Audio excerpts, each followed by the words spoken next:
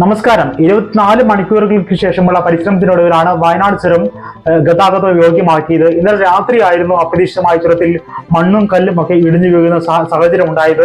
നിരവധി വാഹനങ്ങളാണ് ഇന്നലെ ഈ വഴിയിൽ കുടുങ്ങുന്ന സാഹചര്യമൊക്കെ ഉണ്ടായിരുന്നത്. ഇത് കർണാടകത്തിൽ നിന്നും അടുക്ക വന്ന വിവിധ വാഹനങ്ങൾ ഇന്നലെ തൊട്ട് വയനാട് ഗേറ്റിന്റെ താഴ്ഭാഗത്തും അതുപോലെ തന്നെ ലക്കിടിയിലും താഴെ അടിവാരത്തുമടക്കം നിരവധി വാഹനങ്ങൾ കുടുങ്ങിക്കിടക്കുന്ന സാഹചര്യം ഉണ്ടായിരുന്നു.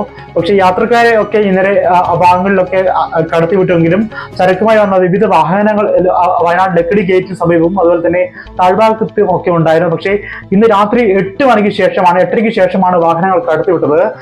നേരത്തെ തീവ്രമായ പരിശ്രമമാണ് പോലീസും ഫയർഫോഴ്സും അതുപോലെ തന്നെ എടുത്തു പറയേണ്ടത് ചുരം സംരക്ഷണ സമിതിയുടെ ആളുകളുമാണ് തീവ്രമായ പരിശ്രമത്തിനൊടുവിലാണ് ഈ റോഡ് ഗതാഗത യോഗ്യമാക്കുന്ന സാഹചര്യം ഉണ്ടായത്. ഏതായാലും ഇന്ന് വൈകുന്നേരത്തോടു കൂടി ഗതാഗത യോഗ്യമാക്കാൻ സാധിക്കുമെന്നുള്ള ഒരു സ്ഥിതി വന്നപ്പോൾ വീണ്ടും മണ്ണും ചെടിയും ഒക്കെ ഒളിച്ചു വന്ന സാഹചര്യം ഉണ്ടായിരുന്നു. വീണ്ടും ഫയർഫോഴ്സ് എത്തി ഈ ചെടിയും മണ്ണും ഒക്കെ ഈ ഫയർഫോഴ്സിന്റെ വെള്ളം ചീറ്റിച്ച് ഒഴുകി കളയുന്ന സാഹചര്യമൊക്കെ ഉണ്ടായത്. ഏതായാലും ഇന്ന് രാത്രി 8:30 ശേഷമാണ് ചുരത്തിൽ വാഹനങ്ങൾ കടത്തിവിട്ട് തുടങ്ങിയത്. ആദ്യമായി ഈ ചുരത്തിൽ ലക്കിടി ഗേറ്റിലുള്ള ഇന്നലെ കുടുങ്ങിക്കിടന്ന ചരക്ക് വാഹനങ്ങളാണ് താഴ്ഭാഗത്തേക്ക് ആദ്യം കടത്തിവിട്ടത്. ഇതിനുശേഷമായിരിക്കും താഴ്ഭാഗത്തുള്ള വാഹനങ്ങൾ ഈ വയനാട്ടിലേക്ക് കടത്തിവിടുന്ന സാഹചര്യമൊക്കെ ഉണ്ടാകുക. ഏതായാലും തീവ്രമായുള്ള ഒരു പരിശ്രമത്തിന് ശേഷമാണ് ചുരം സംരക്ഷണ സമിതി, ഫയർഫോഴ്സ്, പോലീസ് അങ്ങനെ എല്ലാ ഡിപ്പാർട്ട്മെന്റിലുള്ള അധികാരികളൊക്കെ ഉണ്ടായിരുന്നു. ഇവർ തീവ്രമായുള്ള പരിശ്രമത്തിനൊടുവിലാണ് വയനാട്ടിലേക്കുള്ള ഗതാഗതം അതുപോലെ തന്നെ വയനാട് ചുരം വഴിയുള്ള ഗതാഗതം പൂർവ്വസ്ഥിതിയിലാക്കാൻ സാധിച്ചത്.